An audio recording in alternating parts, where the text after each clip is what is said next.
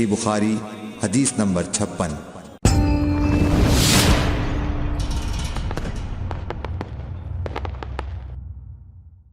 يا نبي سلام عليك، يا رسول سلام عليك، يا حبيب سلام عليك، صلوات الله۔